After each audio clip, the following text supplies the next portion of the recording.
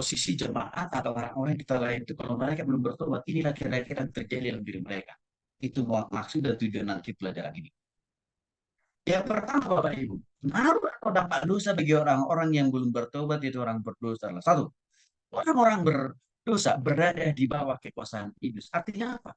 Orang yang belum sungguh-sungguh bertobat nama Yesus, dijajah, diperbudak, diperbudak, dikuasai, dikendalikan, bahkan dijadikan menjadi kaki tangan iblis. Ada kenyataan kan iblis itu tidak bisa kita lihat, Bapak Ibu. Tidak bisa juga kita pegang. Karena iblis itu bentuknya roh seperti angin. Pakai perannya, pekerjaannya, hancurkan manusia, sangat terlihat jelas. Artinya apa, Bapak Ibu? Orang-orang yang belum sungguh bertobat kepada Yesus, iblis begitu efektif, iblis begitu leluasa, bekerja, berkarya, menguasai, memperbudak, dan memperangkap orang yang bertobat itu untuk melakukan apa yang iblis mau, untuk mengerjakan apa yang iblis kerja.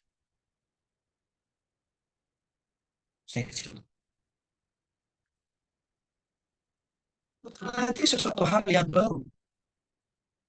Ada orang yang bolak-balik masuk penjara, Bapak Ibu, dan kemudian dia penjara.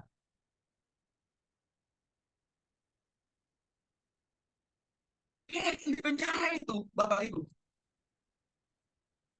tiap hari mereka ada ibadah di penjara. Saya ambil contohnya saja dia sudah miskin, perakar juga pernah penjara. Siapa sekali mereka ibadah? Oke. Artinya apa? Kalau dilihat aktivitas rohani mereka lakukan harus orang-orang yang mantan narapidana itu kalau kuat, kuat, Bapak Ibu. Tapi kenyataannya tidak langsung Bapak Ibu. Karena terbukti ada di antara mereka yang hobi sakit itu sebenarnya bolak balik keluar masuk penjara, keluar masuk penjara. Kenapa itu bisa terjadi? Karena waktu dia ibadah, nah, waktu dia diinjili, waktu dia dilayani tidak sungguh-sungguh bertobat. Sehingga iblis masih terus memperbudak dan menguasai orang itu.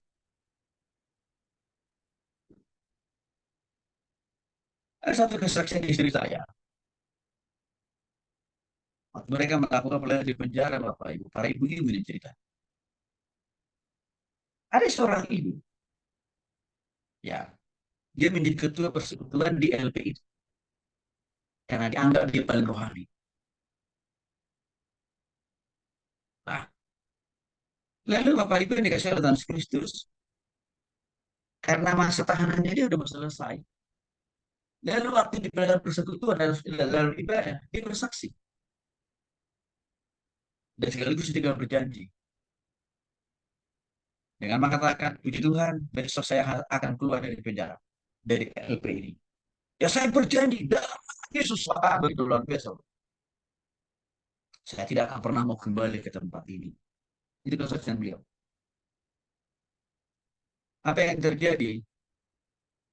Minggu besoknya dia keluar hari Senin. Dan satu minggu kemudian istri saya dan timnya melayani bersama lagi di LP itu. Ketemu lagi dengan si ibu ini Bapak. Dan rupanya ibu ini bukan hanya baru 2-3 kali keluar masuk penjara. Tapi udah berpuluh-puluh kali. Apa artinya di sini? Orang itu sungguh-sungguh bertobat. Simbolis. Leluasa bekerja. Memperalat dia. Bahkan menjadikan kita. Ini bahayanya. Ini dampak dan pengaruh dosa bagi orang berdosa.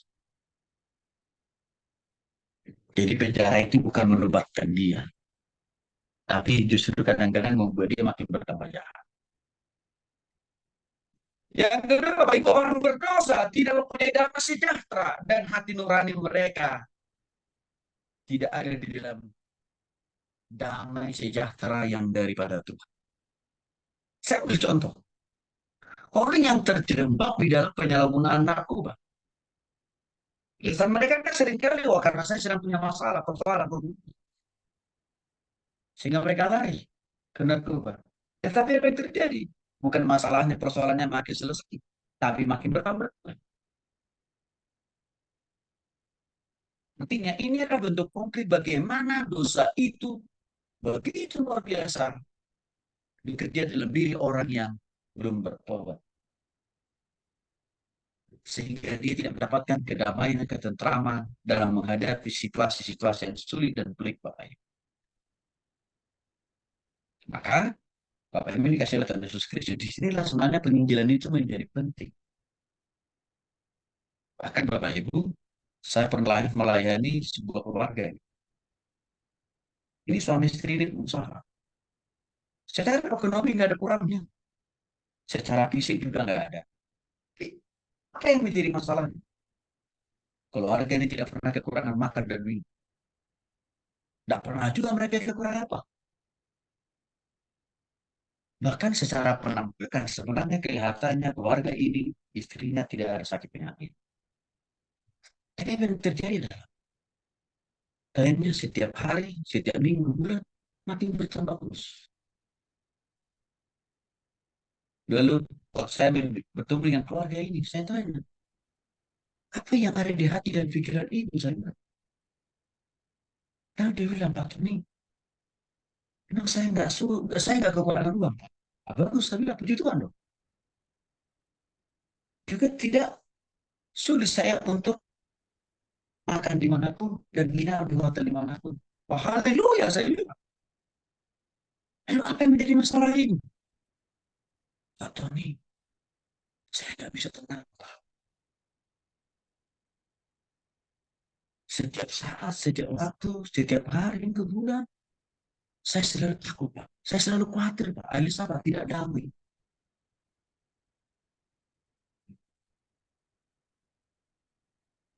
Dan saking begitu takutnya, saking begitu pakainya, Bapak Ibu. Sini, keluar rumah pun dia nggak berani. Ketemu suaminya pun di rumah sendiri, anak menantunya pun ikut bayangin, Bapak Ibu. Bagi dia setiap ada orang lain yang hadir di hadapannya itu aja. Ketemu jawabannya. Atau juga titik persoalan. Karena si ibu ini rupanya belum mengalami, belum menerima Yesus dalam hatinya secara pribadi. Nah, sekarang ibu ini ada dalam bimbingan dan pelayanan saya bersama dengan istri sudah hampir 1 tahun. Pertemuan kami terakhir, dalam PA kami terakhir, saya lihat, saya tanya, gimana Bu? Pak Pendeta, terima kasih apa? Dulu ketakutan ketakutan yang saya taruh di hati dan pikiran saya. Semakin sekarang udah makin berkurang, Pak. Saya makin berani sekarang ketemu orang. Di gereja pun juga sudah berani, kalau dulu saya nggak berani. Dan memang dia bilang, Pak Pendeta, dulu saya nggak bisa tidur, Pak. Udah dikasih obat tidur oleh dokter, bolak-balik rumah sakit. Semua saran, anjuran dokter, lakukan ini, lakukan itu. Sudah saya lakukan, Pak Pendeta. Tapi nggak mengubah. Saya bilang, tidak semua sakit penyakit kita itu, Bu. Apalagi sejenis apa ibalan. Kita bisa diatasi dengan obat-obatan saja. Ataupun lewat medis. Tapi solusinya, Yesus harus ada di hati. Ada banyak hari-hari ini Bapak Ibu yang dikasih oleh Tuhan Kristus. Orang yang berkelimpahan secara materi. Tapi tidak tenang dalam hidupnya. Yang kedua, orang-orang berdosa tidak mempunyai pengharapan di masa depan. Baiknya apalagi di surga. Bapak Ibu dikasih oleh Tuhan Kristus. Contoh konkretnya adalah kasus bunuh diri yang dilakukan 4 orang. Suami istri bersama 2 orang anak mereka di Jakarta. 3 minggu yang lalu. Orang masih sehat kok. Dan anaknya itu masih dalam proses kuliah loh Bapak Ibu. Tapi mengapa sampai begitu dangkalnya pikirannya langsung ambil posisi, langsung ambil keputusan bunuh diri Bapak Ibu. Ini adalah pengaruh dosa. Ini harus dikatakan tadi. Di dalam diri orang yang belum bertobat. Iblis luasa mendorong orang itu untuk apa? Menghabisi nyawa sendiri. Maka sampai sekarang polisi Tuhan mencari Apa sebabnya? Orang masih sehat, begitu. Tapi kok mereka yang bunuh diri. Dan tidak ada satu orang pun dan mereka berempat yang berusaha untuk saling apa? Mengingatkan, menghalangi, sampai apa? Dia ngajak oleh suaminya. Oke, kita lihat dari perspektif Alkitab atau dari perspektif rohani. Karena terjadi kekosongan dalam diri roh jiwa dan tubuh orang itu. Yang mana iblis bekerja di dalam diri. Bapak Ibu masih ingat contoh kasus kenapa Yudas bunuh diri? Itu adalah karya pekerjaan simbolis di dalam diri Yudas untuk menghabisi nyawa sendiri. Beda jauh dengan Petrus. Walaupun mereka ini sama-sama pernah menyangkal Yesus.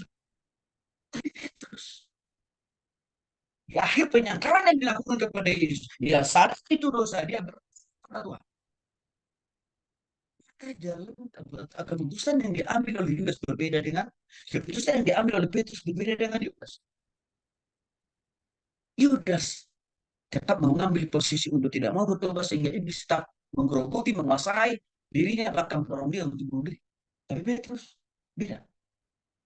Dia mengambil keputusan bertobat sehingga Tuhan mengubahkan dia, mengampuni dia, bahkan memakai dia menjadi rasul yang luar biasa. Ini contoh dari kita bagaimana pengaruh iblis itu dalam diri orang yang belum bertobat. Siapa Bapak ini? Supaya dia bisa menghilangkan nyawa sendiri dan tidak bisa lagi memakai akal dan pikiran sehatnya, memilih ya ataupun juga membedakan ini tindakan bunuh diri, ini ya baik atau tidak, pokoknya lakukan saja. Yang kedua, pengandung pada orang berdosa, semua orang berdoa pasti menghadapi penghakiman, bukan hanya waktu di neraka tapi juga di dunia ini. Buktinya orang-orang berdosa berusaha dengan sekeras tenaga, membangun usahanya, membangun bisnisnya, membangun karirnya. Apa yang terjadi? Hasil dari usaha dan kerja kerasnya tidak membuahkan hasil yang cukup signifikan.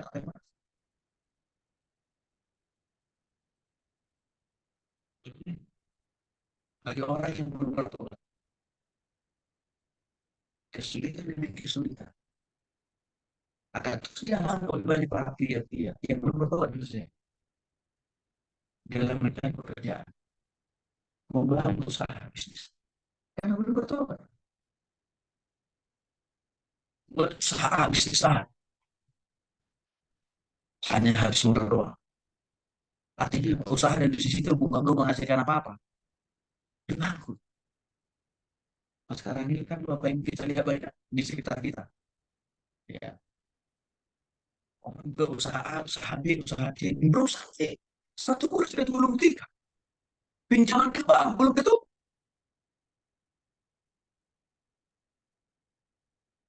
Ini dialami oleh para pria-pria yang belum bertobat. Saya sudah katakan dari kepada Bapak ini. Waktu saya belum bertobat, aduh rasanya. Usaha saya, kerja keras saya, gak langsung diberkati oleh Tuhan gitu loh. Walaupun tadi, karena berjanji berdoa, kok ada di bacaan kita. Mati di posisi saya belum bertobat. Situasi-situasi seperti itu masih dialami oleh banyak orang di zaman ini. Maka disinilah sebenarnya Bapak Ibu pentingnya pelayanan itu. Pertobatan itu, pertobatan itu menjadi penting kita miliki. Nah, untuk bagi kaum wanita khususnya, bagi mereka yang belum sungguh-sungguh bertobat, sama sebab akibat daripada kejatuhan Anda Hawa ke dalam dosa apa? Kesakitan yang alami oleh semua para wanita, termasuk Bapak Ibu. Apa ilmu kedokteran semakin maju sekarang. Ada banyak wanita berusaha untuk meminimalisir rasa sakit dalam melahirkan dengan apa? Operasi sesar. Tapi kenyataannya, para wanita-wanita yang mengurangi rasa sakit pada waktu dia melahirkan, rupanya rasa sakitnya juga tidak hilang-hilang. Maka banyak mereka berusaha mengatakan, sebenarnya Pak ini lebih sakit juga Pak, karena proses kesembuhannya, penyembuhannya lebih lama.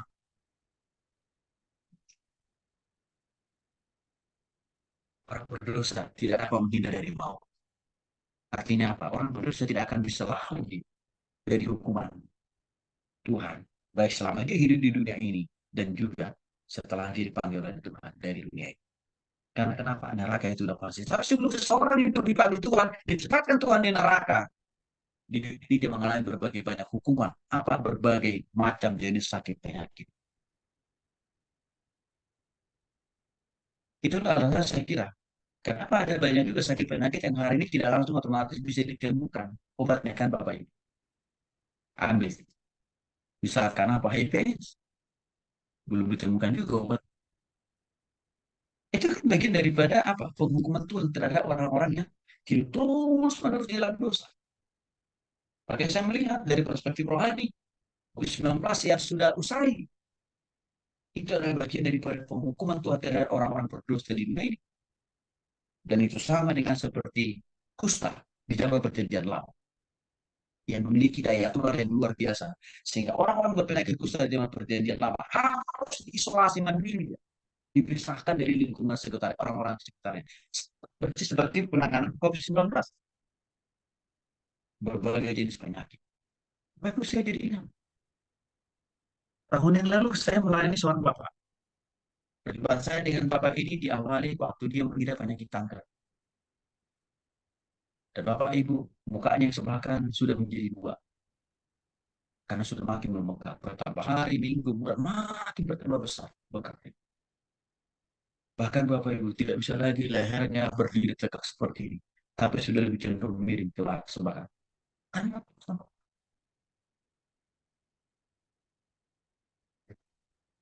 suami ini nangis setiap hari. Karena tidak bisa menahan rasa sakit. Istrinya juga. Sama bapak ibu. Tak habis-habisnya air matanya keluar. Karena kenapa? Karena dia selalu tempat ya mendengarkan keluhan dari suami. Keluarga ini terus berharapan. Karena kenapa? Bertambah hari, rasanya ya angkanya makin menjalar kemana. Tapi Bapak Ibu dikasih oleh Tuhan Yesus Kristus. Waktu saya ketemu keluarga ini, mereka bilang begini, Pak Pendeta tolong kami doakan. Tolong Pak didoakan suami saya. Tolong Pak Pendeta doakan saya. Saya bilang gampang. Gak sulit kalau itu menjadi permintaan Bapak Ibu. Tapi pertanyaan saya tolong dijawab. Apakah Bapak Ibu sudah sungguh-sungguh bertobat pada Kristus? Apakah Bapak Ibu sudah sungguh-sungguh terima Yesus dalam hati? Biasalah orang Kristen, pengalaman Kristen Bapak Ibu. Oh sudah Pak Tony kata dia. Ya saya bilang, apa buktinya ya? Mohon maaf saya tidak menghakimi saya bilang. Tapi saya mau tahu dulu kejelasan posisi Bapak Ibu di dalam Tuhan saat ini gimana saya bilang. Apa buktinya Pak Tony sudah bertobat? Suaminya langsung bilang, oh saya ini mantan ketua majelis. Oh ketua majelis, oh buktinya. Apa lagi Pak? Dari ahli Bapak majelis saya Kristus Pak. Sintuan juga, majelis juga. Oh iya. Buktinya. Saya jelasin buat mereka Yohanes 3 ayat 3 sampai dengan 6. Nikodemus lebih hebat dari kita. Gimana hebatnya Nikodemus? Dia pemimpin agama Yahudi. Seorang teolog. Hamba Tuhan yang luar biasa. Tapi aku tidak bertemu dengan Yesus. Itu akan dilahirkan kembali. Itu mesti diminta Tuhan Yesus untuk dia lakukan. Saya bilang kalau Bapak katakan Bapak tadi bilang majelis. Misalnya, kalau saya mau perbandingkan Bapak posisi Bapak dengan Nikodemus, kayaknya Bapak masih kalah itu posisinya juga. Bapak kan belum majelis. Atau kita naik sedikit deh. Bapak ketua majelis di gereja Bapak. Nikodemus itu di atasnya di ketua majelis. Ketua sinode.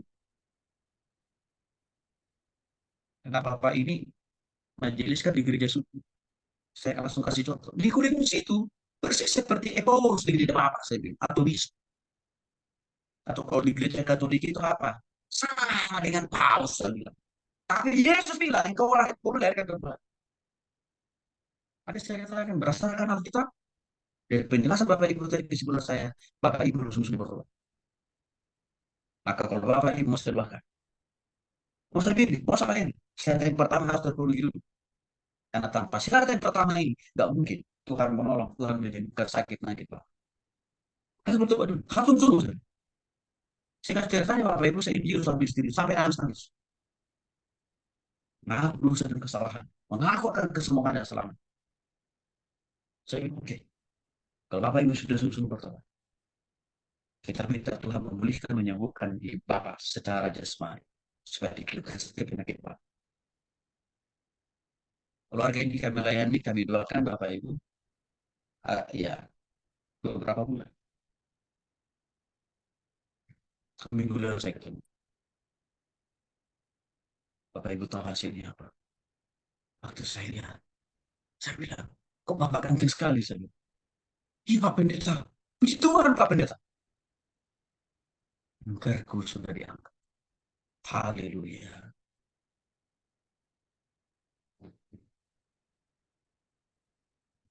Haleluya. Saya bilang, kalau Bapak tidak masuk bertobat bersama dengan ini, sulit bagi Tuhan mengangkat kankernya Bapak. Ya Bapak Ibu tahu, waktu Bapak Ibu sudah sungguh-sungguh bertobat kepada Kristus, tangan Tuhan begitu mudahnya memulihkan, menyembuhkan kanker yang Bapak alami. Iya Pak Pendeta, begitu Pak Pendeta. Apa yang saya katakan di sini Bapak Ibu?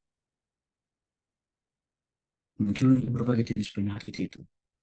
Salah satu dampak karena orang itu masih belum sungguh-sungguh bertobat, alias masih dikuasai oleh dosa dan iblis, sehingga iblis menularkan, memunculkan berbagai sakit penyakit dalam diri orang yang belum bertobat. Maka pesan saya untuk Bapak Ibu, kalau Bapak Ibu melayani orang yang sedang diterpa oleh sakit penyakit, jangan langsung untuk penyakit yang didoakan Facebook. Jangan itu dulu. Sia-sia doa kita. Pastikan orang itu sudah dalam Kristus dan Kristus dalam dirinya apa. Pastikan dulu orang itu bertobat. Saya gimana Injil dulu Bapak Ibu. Saya kira ada kesalahan dilakukan oleh sebagian besar para hamba Tuhan.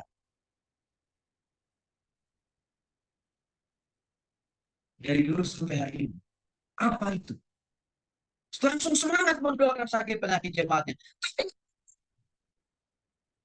jemaatnya itu dibimbing untuk sungguh bertobat pada Tuhan. Siapa yang terjadi? Nggak semua penyakitnya Bapak Ibu. Sia-sia juga kita. Patutnya kita mendoakan jemaat yang belum di dalam Kristus kan Bapak Ibu. Karena Yesaya 49 mengatakan tadi, tangan Tuhan senang tidak kurang panjang, mengangkat sakit penyakit kita, bahkan pendengaran Tuhan tidak kurang saja mendengarkan doa kita. Enggak, tapi kan ada dosa. Dosa itu harus dihancurkan dulu Bapak Ibu. Karena tanpa itu kuasa Tuhan terhalang. Oleh dosa itu, mengangkat menimbulkan sakit dan orang. Sama Bapak Ibu. Kalau saya melayani, ya pengusaha-pengusaha, Pak Joni tolong dong, doakan usaha saya, bisnis saya. Saya bilang, oke Pak, puji Tuhan, saya akan doakan. Tapi ntar dulu saya menanya posisi Bapak Ibu. Serius juga kepada Tuhan apa? Untuk begini, untuk memastikan mujizat, untuk memastikan supaya mujizat Tuhan maksimal bekerja dalam diri. Untuk memastikan kuasa Tuhan efektif memberikan usaha saya, Bapak Ibu, syaratnya langsung sudah dalam Tuhan. Nah, itu yang selalu kita lakukan, Bapak Ibu. Sama kan, waktu Tuhan Yesus menyembuhkan orang-orang yang sakit di dalam perjanjian baru. Kalau kita pelajari secara detail, selalu Yesus katakan, iya, engkau harus mengaku dosa, maka engkau akan sembuh. Itu kalau kami melayani orang-orang yang sakit. Ya, untuk tidak sebanyak-banyak Tuhan Yesus langsung apa? Angkat sakit penyakitnya. Tuhan Yesus selalu memulai apa? Bimbing orang itu supaya bertobat, mengakui dosanya. Baru setelah itu Tuhan Yesus angkat sakit penyakit. Jadi kalau kita membuat model baru, dan model Yesus itu sudah sempurna dalam Alkitab apa ya? Jika kita ikuti aja prosesnya, tahapan-tahapannya. Seperti yang dilakukan. Gak usah kita buat tahapan-tahapan baru. Saya yakin banget kok. Model dan cara penyembuhan, pelayanan, penginjilan Tuhan Yesus dalam kita sudah sempurna bagi kita untuk kita adopsi menjadi cara kita melayani zaman ini. Ya sekali lagi Bapak Ibu, pastikan dulu orang sungguh betul. Kalau orang yang berdosa terus mengakui dalam dosa, dia sudah kuat selama lamanya di neraka. yang memberikan dan menyakitkan itu sudah tersedia buat dia. Masih dalam Bapak Ibu kisah orang muda kaya raya di dalam Matius pasal 19 ayat 21 sampai 23. Saya kira Bapak Ibu tahu kasus ini. Anak muda ini sudah kaya sejak dari muda karena dia adalah seorang bisnismen. Dia tidak pernah mencuri, dia tidak pernah nolong, dia tidak pernah korupsi. Tapi tahukah Bapak Ibu, waktu Tuhan tantang dia menjual harta, membagi-bagikan harta milik kepunyaannya kepada orang yang membutuhkan. Langsung dia bilang, aduh Tuhan, punten.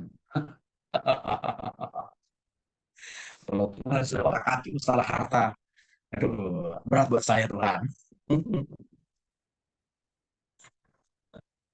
Bapak Ibu, apa yang terjadi? Itulah yang menjadi penghalang si anak muda yang kaya raya ini untuk tidak masuk surga. Sehingga waktu dia meninggal, rohnya langsung ditempatkan di hadis raga. Memang jiwa apa jasadnya, tubuhnya dimakamkan normal seperti kita.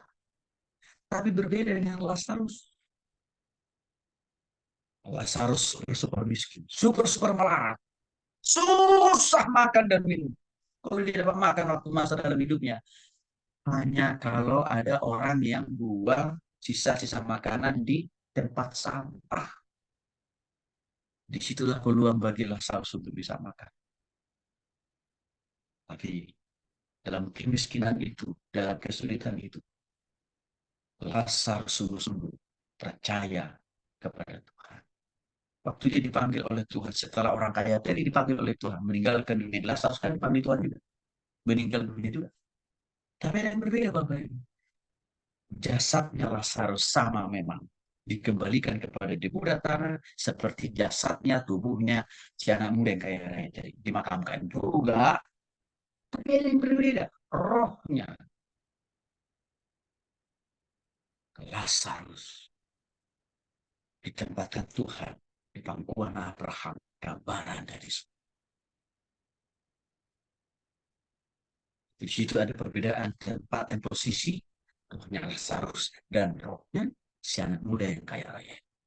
Waktu si anak muda kaya itu mengalami siksaan di api neraka, dia berteriak-teriak dan berseru dan bermohon kepada Tuhan supaya menyuruh kembali rohnya Lazarus kembali ke bumi, mengingatkan orang tua, famili, saudara, mertua, apalagi anak, menantu, cucu dari orang muda yang kaya raya yang belum bertobat itu.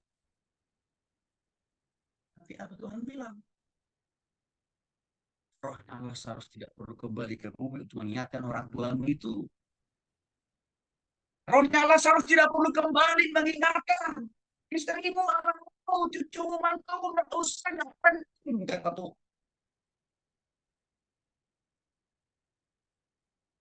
Sebab para nabi, para rasul, para pendeta, para pastor, penginjil, rasul, pernah supaya sanak famili, saudaramu, istrimu, anakmu, mantumu, cucumu, orang tuamu, mertuamu, tapi mereka tidak mau bertobat. Maka Tuhan katakan, sudahlah cukup. Gak perlu lagi roh Lazarus. Saya kirim ke bumi untuk mengingatkan sanak bangsa. Cukup. Kalau saya pilih saudaramu tidak sungguh-sungguh bertobat, maka sama. Akhirnya mereka akan sama sebelas di tempat di mana engkau ada hari ini. Kata Tuhan Yesus kepada orang muda yang kaya raya. Artinya apa? Di neraka.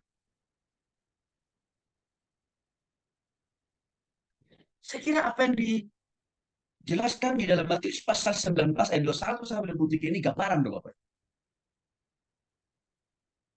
Orang-orang yang belum bertobat yang hari ini sudah mengalami penganiayaan, penyiksaan di api neraka, mereka sedang berteriak-teriak karena saking sakitnya di neraka itu. Mereka bermohon supaya anggota keluarga mereka masih hidup di bumi. Di Injil. Berkasih bagaimana dikasih Yesus Kristus. Kita harus ingatkan kepada setiap orang lain.